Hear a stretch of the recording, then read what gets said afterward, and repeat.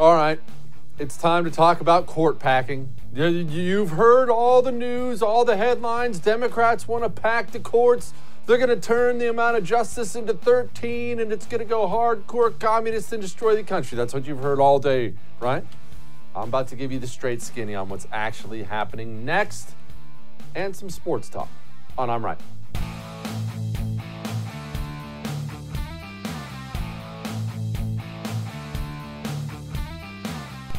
Don't worry, I'm going to get to the Supreme Court talk. I am. I'm going to get to it. Just bear with me for a few minutes. I'm not getting to it first. Why? Well, it's not nearly the most important thing going on in the United States of America right now. I will explain. Hang on. One thing that is extremely important in the United States of America right now is the attacking of the final few cultural institutions we have. I wasn't sure if I was going to use the word attacking, infection, infestation. All of these things apply. But what's happened in this country is this. A long time ago, the communists did come here.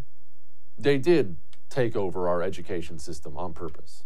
They did take over our entertainment industry on purpose. Now, why? Education system you can understand, but Hollywood? Why would you focus on Hollywood? What difference does that make? Well, don't make this mistake that people make of thinking celebrities and athletes are not extremely influential in people's lives. That's just absurd. You can think they shouldn't be. It shouldn't be that way.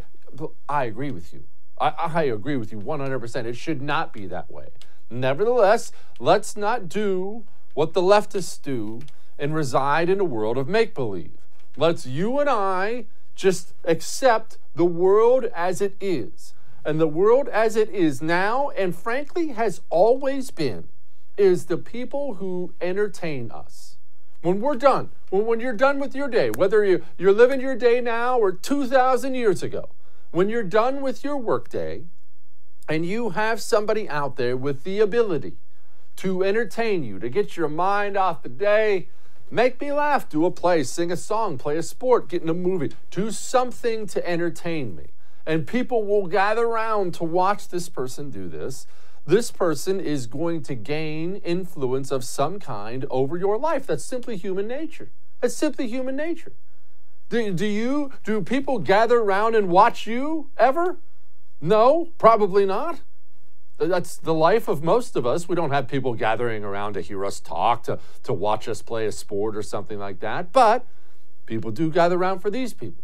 So they get influence. Influence, yeah, they shouldn't have, but they have it. So why would the communists go after the entertainment industry? Well, simple. Because they knew they could influence masses like that. When your child, when you turn on the television, when you play video games, when you do whatever, you listen to music, the things that are going in your eyes and ears are affecting you. It doesn't mean you're some mindless sheep. You're watching my show. It's very doubtful you're a mindless sheep. Those people are all gone now. It means that you're a human being. You're a thinking human being. And that's why one of the most dangerous things going on in the country right now is the one that people try to dismiss, and that's why I talk about it so much, and that's professional sports going hardcore left. No, I don't expect you to care about sports. Maybe you're a sports freak. Maybe you don't care about them at all. None of that matters to me. But you better understand these people do matter a lot. These people are extremely influential. The things these people say, the things these people do, people are watching. Sports has been a central part of every nation since the dawn of time. Now, why is that? Whether that's a small tribe somewhere or a gigantic empire, why would they have sports, national sports, almost always at least one, if not more? Why?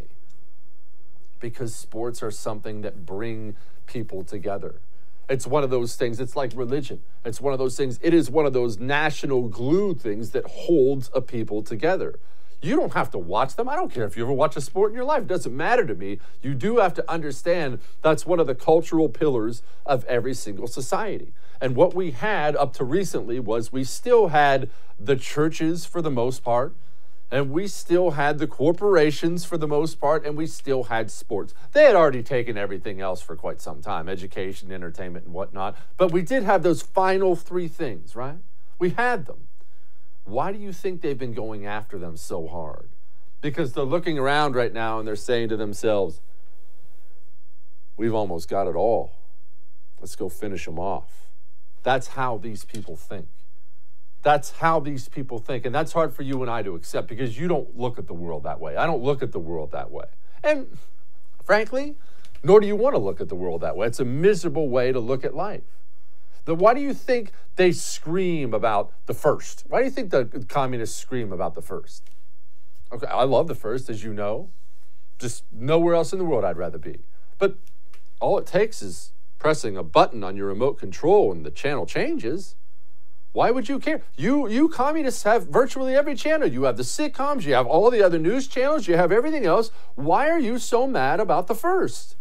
Well, because a communist doesn't look at anything and pat himself on the back about all the things he's infested and infected and attacked and destroyed. A communist only sees what he hasn't taken yet. That's why. That's why they're never going to stop. And sports, I mean, you remember the Major League Baseball recently just moved the All-Star game out of Atlanta to Denver because of the most benign voter ID law in the history of voter ID laws. No, you can't bribe people with goods and services in line while they wait to vote. And yeah, you have to show an ID before you vote to see who's in charge of the most powerful nation on the planet.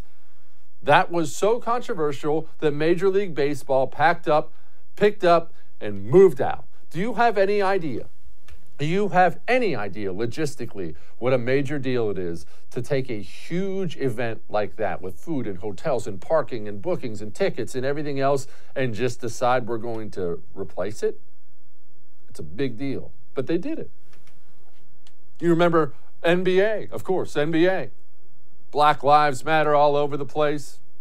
Black Lives Matter shirts, Black Lives Matter on the court. The open communist organization, they openly admit it. We are Marxists. The open communist organization trying to bring down the country. The organization that is responsible for more black people being killed in this country than the KKK has killed in all the decades combined. Yes, that Black Lives Matter. Yep, that's the one. You remember NBA coach, legendary NBA coach Greg Popovich? He of course had something to say. How many young black kids have to be killed for no freaking reason? How many? So that we can empower the police unions.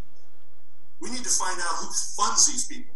I want to know what owners in the NBA fund these people who perpetrate these lies. Maybe that's a good place to start. So it's all transparent. That's all I got. Isn't that what you wanted to see when you got home? Hard day at work? Want to log in? You want to see some hoops? Oh gosh, it's the NBA coach talking about this again. Oh, and don't think it's just NBA or Major League Baseball. If you want to think more bread and butter, traditional American sports, it's not my cup of tea, but NASCAR would be on the top of everybody's list, right? Oh yeah, NASCAR is on the top of the list of another one that's going down the toilet really quickly. They're out there pushing social justice messages. You remember famed race hoaxer Bubba Wallace? He, of course, gets out there last night with an image that said, #Dante Wright. Oh, yeah. Yeah, which is hilarious because this is the same Bubba Wallace who found a garage noose, just a pull string that opens and closes a garage, called it a racial hate crime, got a team of FBI agents down there to investigate it, and then went on a media tour to talk about how oppressed he was and how terrible it is that this still happens in America. Oh, it's a garage pull string? Oh, okay. Okay. This stuff does matter. It's fun to poke fun at these people, but what I'm saying to you is this stuff does matter. Not just for you, especially for young people. This is a dangerous direction for the United States of America. Here's Jen Psaki. We're also we've run PSAs on the deadliest catch. We're engaged with NASCAR and country music TV. We're looking for a range of creative ways to get directly connected to white conservative communities. It's gotten to you can't watch anything anymore. Nothing. Maybe the UFC, to their credit, Dana White and the UFC, they've not gotten on board with this. You know what? Credit to them. Maybe we're all just going to be fight fans now. And where am I going with all this? Again, I don't expect you to care about sports. I don't. I really do not. But you should understand it matters. I don't expect you to be a religious person. I'll never come here and preach to you in front of the camera, nor am I qualified to do so. But religions matter a lot. Religions are the solar system your nation revolves around. And, of course, they got in the churches, too. Can't walk 5 feet without stumbling over a church now. Oh, white privilege. It's where we are. And I want you to understand, if you're mad about them going after the churches and the sports and the military, if you're mad about them taking over corporate America, that's why they did it. They did it specifically because those things are important to you and important to society. So they had to be attacked, infested, infected, and destroyed. All that may have made you uncomfortable, but I'm right. Now, there is something you can do to help. And while doing this, you get to save yourself a pile of money. It's called Mammoth Nation. I am not asking you to do anything I haven't personally done. Go become a member of Mammoth Nation. I am a lifetime member of Mammoth Nation. That's how much I believe in this. You sign up, you become a member. Your cash goes to actual fighters running for office who need your backing. So good for you. Give yourself a high five. But wait, you get something out of it more than that. You get discounts at shopping, travel, hotels, wireless, telehealth, you name it. You get a laundry list of discounts. Go to mammothnation.com/Jesse. That's mammothnation.com/Jesse. There is a way for you to do something.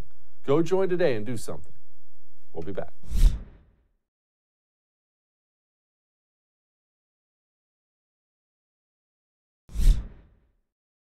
At least one person out there of some fame in professional sports seems to be brave enough to say the things that all the others don't say. Here's Brett Favre. Yeah, and I think both sides, for the most part, want to see it just remain about the sport, not about politics. At least that's my interpretation. I know when I turn on a game, I want to watch a game. I want to watch players play and teams win, lose, come from behind. I want to watch all the important parts to the game, not what's going on outside of the game. And I think the general fan feels the same way. Something has to unite us. And the game or games or sport in the past has been kind of a unification. Yeah. Now it's almost like a division. I can't tell you how many people, including yourself, have said to me, I don't watch anymore. It's not about the game anymore. And I tend to agree. I don't watch anymore either. I've been honest about it. I was the most rabid football fan in the history of football fans. When I first got out of the Marine Corps, I would go for 8, 9 hours on a Sunday. Beer, burgers, chips, just all day, sometimes by myself. Didn't watch a single play last year. That's where I am now. Joining me now to talk about that and other things is Bobby Burack. He is the politics and sports writer for Outkick. Bobby, I don't think I'm alone, man. I love sports. I geek out on sports. NBA Finals, NFL, it's as good as it gets. I don't watch anything anymore. And that sucks, but I don't, dude. I'm done with that crap. Yeah, Jesse, you're far from the only person. Look at the ratings. So I guess some numbers for you off the top of my head. The NBA Finals this year, which got as political as any sports league ever have, with Black Lives Matter on the core, LeBron James saying black people are hunted by American police officers, slogans on the back. 56% of their viewers dropped off from the previous year. Again, 56%. That is unheard of. I mean, that's over half your audience in a time where we're told that sport is the only thing that is keeping cable and linear TV afloat. And it's not just NBA. We saw the NFL take a big dip, including in the Super Bowl, when much of their pregame show and pregame routines were dedicated to fighting, quote unquote, social injustice, that America's racist, that we need to get together and stop all this stuff. So you're far from the only one. I'm going to comment real quickly on what Brett Favre just said. Jesse, if you go back 6 years ago and you told someone that what's going on in sports, they wouldn't understand why comments like Brett Favre's is of any note, because they would think, well, of course sports shouldn't be about politics. Why would you interject that or inject any of these talking points into politics? But we're so accustomed to it that a story like that, he's one of the only ones that's willing to come out and say that. I mean, go back to that same scenario 5 years ago and you tell us, like, if I would have told my grandfather, who was a big sports fan, who's no longer living, that Drew Brees had to apologize repeatedly and is still apologizing for saying that he respects the American flag, he would say, wait, what is he apologizing for? Don't we all, or shouldn't we all respect the flag? But no, in this day and age with sports and sports media, Drew Brees was criticized more for saying he respects the flag than players like Kevin Durant, who said an actor racial and homophobic comments and just got a pass. No one cared. But sticking up for the flag, that's punishable. Bobby, first of all, let's focus on the business aspect of it. You said 56% drop-off for the NBA. Yeah. Now, you know a million times more about this stuff than I do, but I also know that everyone needs to make money. Are they making so much money in China that the American market doesn't matter? Because if the American market doesn't matter or matters at all, 56% drop-off, that's not even sustainable business-wise. Well, look at it like this. They had two routes. 2 years ago, Daryl Morey, who was then the Houston Rockets GM, he spoke out against the inhumane treatment of Hong Kong or what they're doing in China, which I consider, and Clay Travis, who I spoke to on radio, said earlier, we agree that this is the closest thing to Nazi Germany right now in 2021. That's the genocide that's happening in China right now. The NBA had a chance to make a stance, make a change there, speak out against it. LeBron James said, no, that's bad for business. But they do all this, which is really bad for business. So they're choosing, Jesse, let's rob Peter for Paul. They're willing to sacrifice some business in the United States to keep China happy, keep those Nike sneaker sales up. So by that metric, they do seem to care more about China. But come contract negotiations, if these finals keep dipping at unheard of rates, these networks are going to say, I'm not going to pay you 3 times what we're paying now, which is reportedly, according to CNBC, what the NBA plans on taking to Disney and AT&T, saying we want 3 times our current rates for the next contract deal. That's unheard of. And with a business that's declining at this rate, I think the NBA is going to be in for a rude awakening.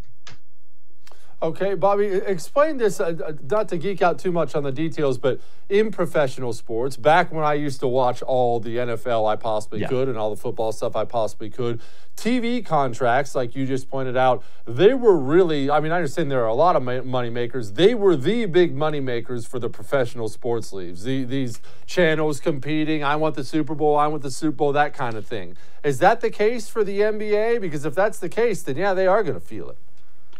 Well, yeah, you mentioned for the NFL and the Super Bowl, it was for the NFL, but they haven't gone as far left as the NBA, not even close. But the NFL got raises across the board from Disney, Comcast, which owns NBC, Viacom, CBS, and Fox, and also Amazon. So for the NFL, they did get that triple the current price that they wanted. For the NBA, it remains to be seen. I was talking to a source last week, and they said the NBA so far has had enough confidence where they have told potential third partners, we don't need you. That's why they've stuck with Disney and AT&T, which is Warner Media now for their TNT games. But come 2026, when those contract rights become a topic of conversation and they're negotiating, the NBA might have to, sit back and say, maybe we need to add a third partner if Disney and TNT are not going to pay them what they want. So historically, yes, we've seen a constant rise for the NBA and NFL in these contract rights. And you say it really is the primary bottom line of these owners, players, and all the revenue that streams. But I don't know. I have questions. I'll make a prediction right now. I do not believe the NBA, giving the ratings losses they've had since 2012 and really since 2017, that they're going to be able to sit down in these message with these big board directors and say, we want this price. They're going to get some pushback that they're not accustomed to. Okay, what are the power dynamics of these professional sports leagues then? Because everyone in the NBA front office, yes, they may be completely left, but they're not a bunch of morons. Do they have the power to sit down with their players, their most popular players, and say, hey, I'm not telling you what to believe, but do me a favor and shut up because you're killing us here? You use the word power. Yes. Do they have the guts, the courage, that with the backlash they would receive? Can you imagine the story if a white owner told LeBron James, hey, stop saying that you're hunted by police. Let's talk about some facts. Hey, stop calling Donald Trump a terrorist, stuff like that. Of course they have the power to do that. They're writing the checks.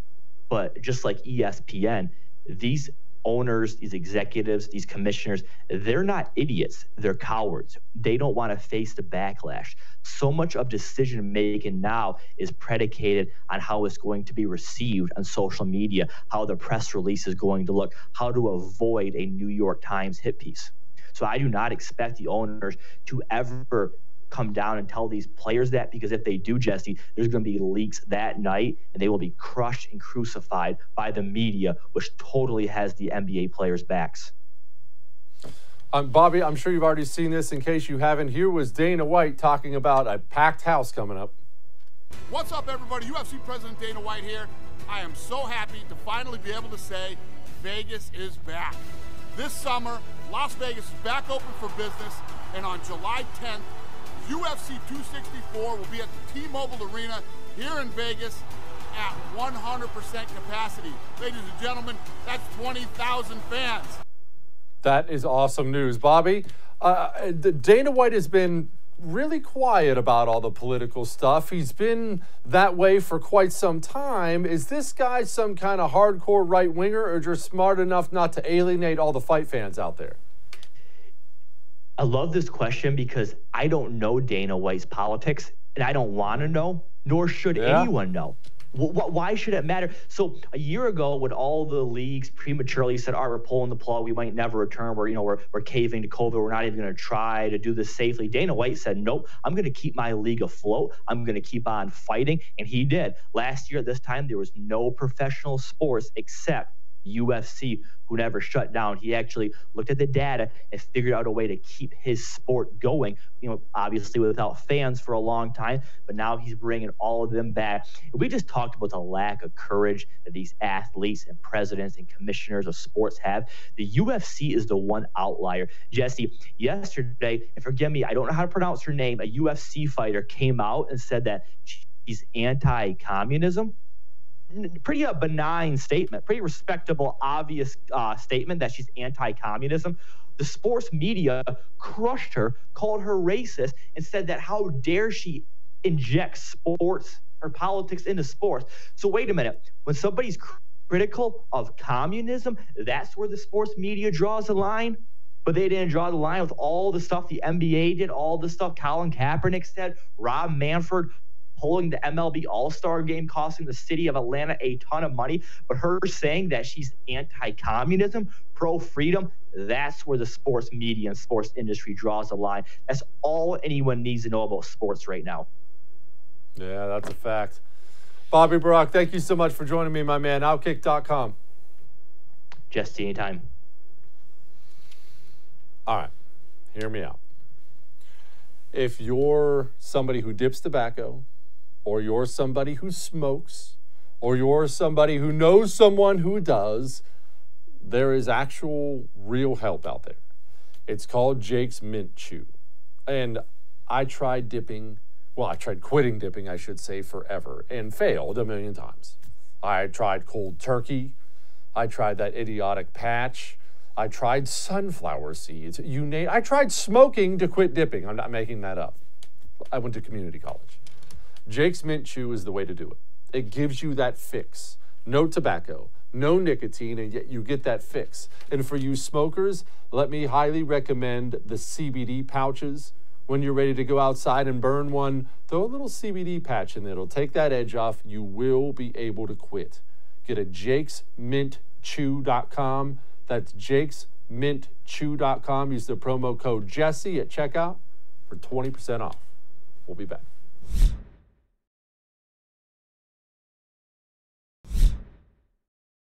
All right, let's address the elephant in the room.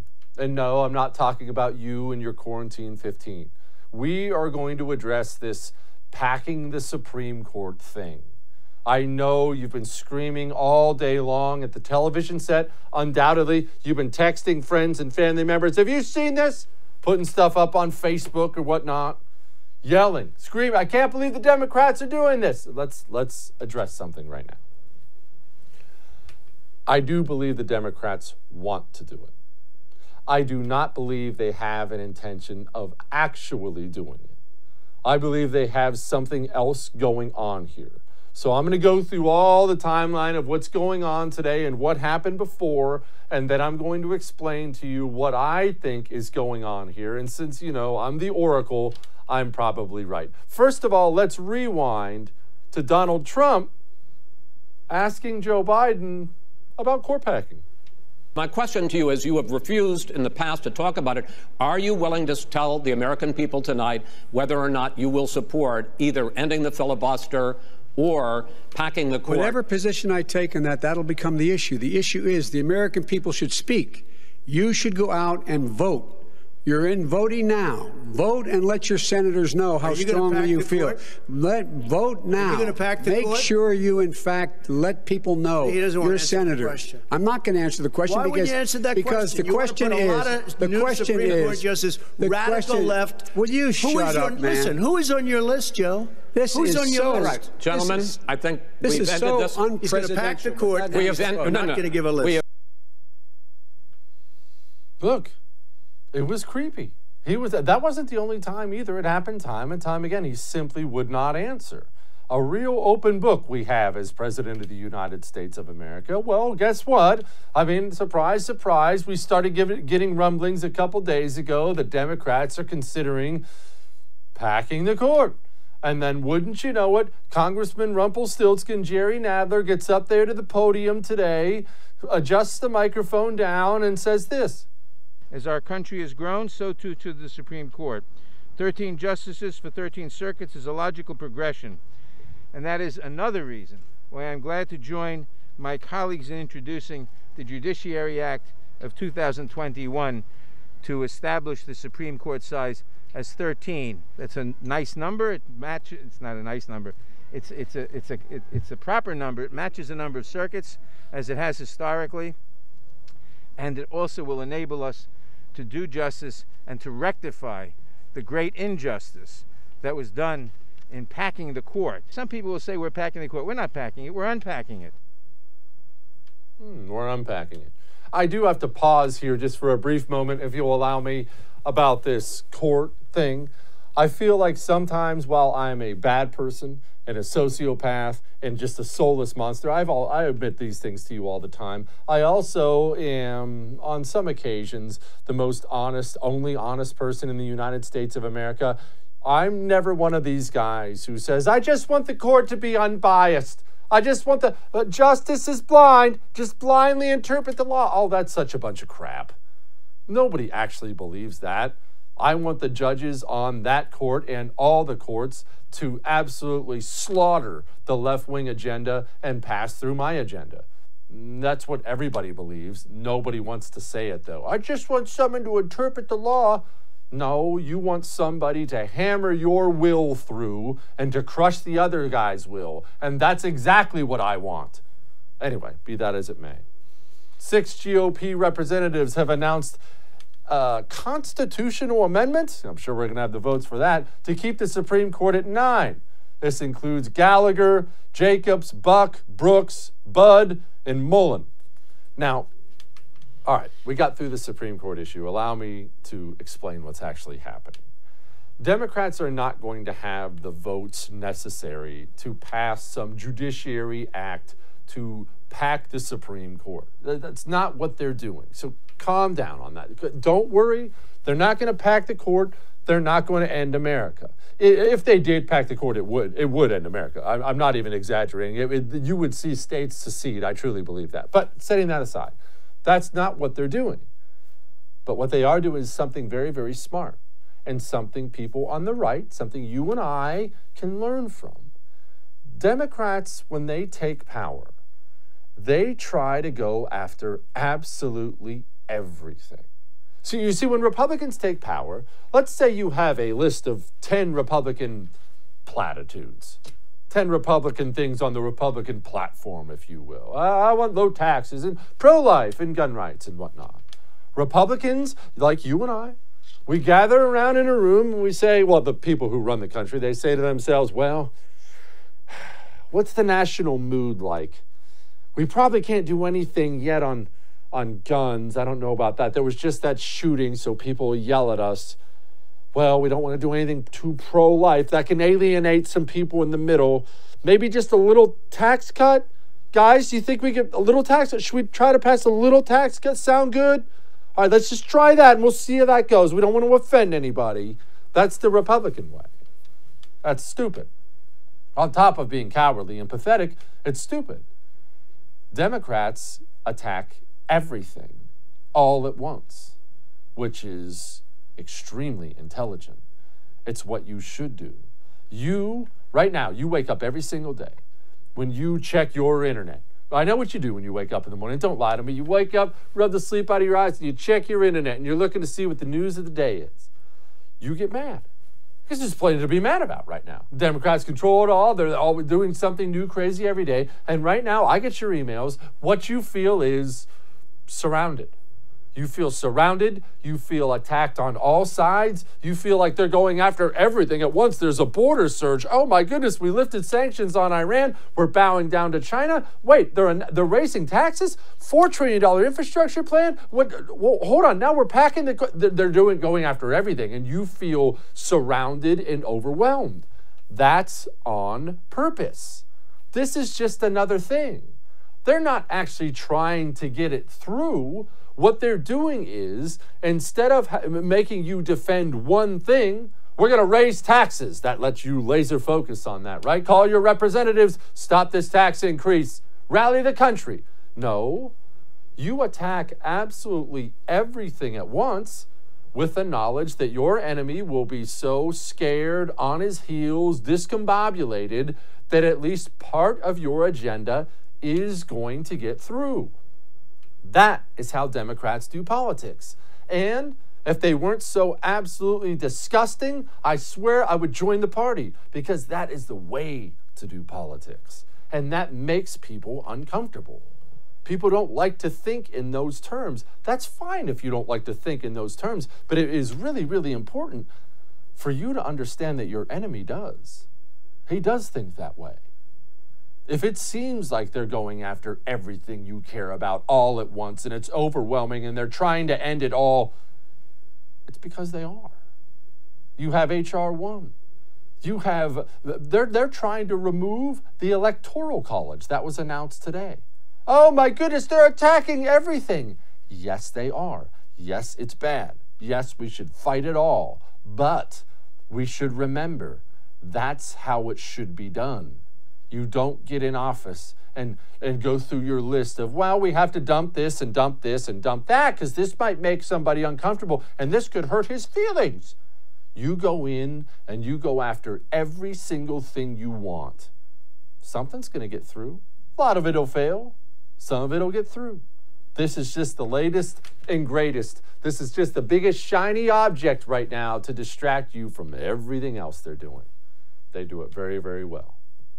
All right. Now, speaking of shiny objects, I see an advertisement every other minute, it seems like, for credit card theft. Don't get your credit card stolen. What if your credit cards get stolen? Buy our credit card theft protection. Well, I've had my credit card stolen multiple times. Online, always these online guys get a hold of your number, buy something stupid with it. Do you know how much money, and all the times I've had my credit card stolen, do you know how much money it has ever cost me? Ever? Zero. Not a single penny. When your credit card gets stolen, they buy something stupid with it. You pick up the phone and say, hey, I didn't buy this. The credit card company says, okay, we'll take it off and send you a new card. Thanks. And that's that. That's not how it works with home title theft. With home title theft, it's wiping people out. It's getting people evicted from their homes. It's that big of a deal. And unless you have home title lock, there's nothing you can do to stop it. Go to HometitleLock.com now and sign up. Use the promo code RADIO. That gets you 30 days for free. We'll be back.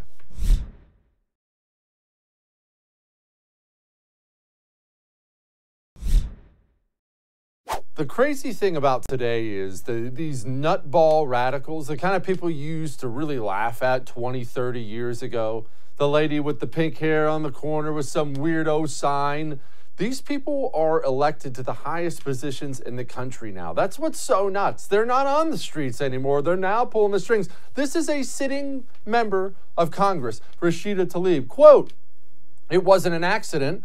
Policing in our country is inherently and intentionally racist. Dante Wright was met with aggression and violence.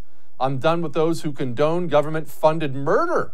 No more policing, incarceration, and militarization. It can't be reformed." Well, joining me now, Tarrant County Sheriff Bill Waybourn. Congratulations, Sheriff. Apparently we don't need you anymore. You can go home. All the criminals are gone.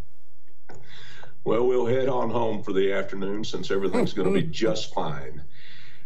She is incredible. Sheriff? No, go ahead, sir. Go ahead. I was just going to say that position is a person who is a tremendous elitist. And, you know, looking back on that, I am so sorry that young man died in that encounter up there. And I'm sorry for the officer that made it and the community. But there were several issues going on there. And one of them is where was Dante's dad? He was resisting law enforcement. And all of that situation accelerated. I'm not absolving the officer from anything at this because we don't still have everything. Sheriff, I've tried to honestly, I'm ashamed to say it, I have a bit of a lead foot myself, so I get pulled over from time to time. I've been pulled over with my sons before, and I teach my sons, keep your hands up high on the steering wheel, don't move around. I don't teach them this because I think the cop's always right, although I've honestly been speeding every time. I teach them this because I don't want them to die. Is this something people are not being taught? Well, apparently not. Is that our echo and our training and our citizen outreach is always, remember, do not hold court on the side of the road. Be courteous, be kind, be respectful, and everything is going to go okay. Sheriff, okay, you see these sitting members of Congress, you see extremely influential people in society, professional athletes, actors, all these people who sadly do have a lot of influence out there, pushing this heavy anti-cop message. Have you seen this filter down and make your job any harder, or is this something that's not getting down to the people? No, it's getting down. It's difficult to recruit people into law enforcement today. It's people who, quite frankly, police officers themselves are saying, when people ask them, says, no, you don't want to get in law enforcement today. It is very, very difficult and that kind of thing. We're very fortunate here in North Texas. Our citizenry has been extremely supportive of us, but around the country, that is not the case. And it's in cities like we're seeing in Minneapolis and so forth like that. Sheriff, we have these terrible border numbers, 172,000 people in March alone coming across the southern border. And while I realize we are now, because we're so overwhelmed, shipping these people all over the country, border states like ours here in Texas are going to feel the brunt of this worse than other states are. Are you seeing the results of any of that? What can be done? People are scared to death. You should see my emails about this. I think people are scared. And they got to keep in mind these 172,000 people that came over. A lot of those people are not a threat to us as far as violent crimes or so forth like that, but there are people embedded in that. We have got to make a urgent move toward Washington to stop the flow. The only answer here is for leadership to step up and to stop the flow and then reckon order what's happening to us already. I mean, we got 20,000 children out there. A lot of them are 2 and 3 years old, 7 years old, and they have no idea where they're from or who they are. What are we going to do with those kids? We need our faith-based organizations to step up. But this is a awful, inhumane crisis that we have found ourselves in because somebody thought it was a good idea to have open borders. Sheriff, are you really seeing it worse, since January? Was this problem I want to know, was it actually getting better under the last administration, or is it just always there and we're always wrestling with it? It had gotten a lot better because under the former administration, they had an agreement with Mexico. They had agreements with Guatemala. They were stopping the flow, and we saw the reduction. For instance, one of the great indicators is cartel methamphetamine, a horrific drug that plagues America. The cost of methamphetamine per gram on January the 20th was about $80 a gram. Well, today, you can get it for $20 a gram. So what does that tell the public? How open our border is and how much in supply that stuff is. Do you see any rise in crime in your county, in Tarrant County, when this stuff happens, or are they pushing that stuff somewhere else? Well, it's probably too early to see that impact or see what those real numbers mean. We do know that we had a New Mexico police officer that was killed recently by a cartel member out on the side of the highway. So we are seeing some of those things. But I think as time rolls on, we'll see what the impact is in the rearview mirror. Sheriff Bill Waybourn, thank you so much, sir. I appreciate it. Thank you. All right.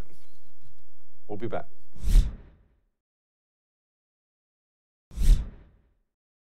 You never know if you're changing lives, right? I mean, you don't know. I don't know. You wake up every day and you go out there and you think to yourself, I want to work hard today, do right by me and mine. Who knows? Maybe make a difference in someone's life. And I've never known, whether or not I'm helping anybody at all. But sometimes you get an email and it lets you know, man, I am making people's lives better. So I showed up today for work and I got this email and I just thought I should share it with all of you. Jesse, I stopped wearing flats several months ago because of you, but I haven't just been sitting idly by. I am changing the world one pair of communist feet at a time. I started referring to flats as commie footwear without telling anyone in my life why. Whenever my sister would ask me if her outfit looked cute, if she was wearing flats, I'd tell her, you look like somebody only a communist could love. Since then, it's made my sister so uncomfortable, she stopped wearing flats completely, which used to be her go-to, paying it forward. You see, I don't know about you, I'm out there making the world a better place by letting women everywhere know that those hideous-looking ballet flats are the most unacceptable footwear in the history of footwear. And you notice I didn't say anything about, well, everybody has to wear heels or something like that. I don't care. Wear tennis shoes.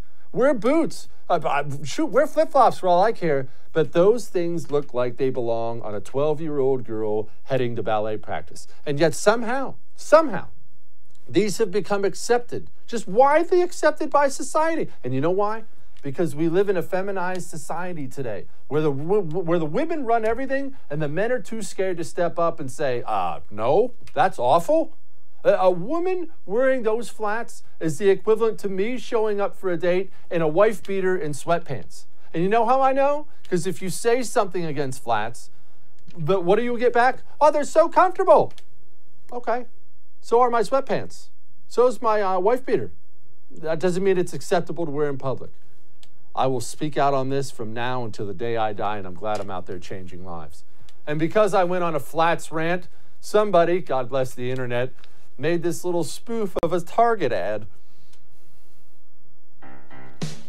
We believe in good we can all afford.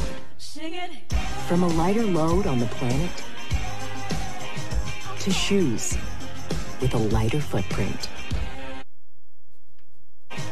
to shoes with a lighter footprint. With a lighter footprint. Oh, this is as good as it gets. All right, finally, we're going to wrap this up with Dr. Fauci getting just crushed by Jim Jordan. Give us your best guess then. I just did. No, you didn't. You didn't give us a time. When do you think this is going? Are we going to be here 2 years from now wearing masks? No, Jim Jordan asked Dr. Fauci the same question. Well, let me answer. You're ranting again. Let me I'm not ranting. Yes, you are. No, here's how it works, Dr. Fauci.